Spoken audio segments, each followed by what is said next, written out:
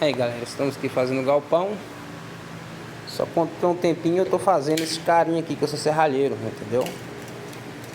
No momento eu não tenho condição de comprar um cavaquinho. Estou fazendo essa peça aqui pra mim, pra ver se vai me ajudar, entendeu? Que eu gosto muito de tocar cavaquinho.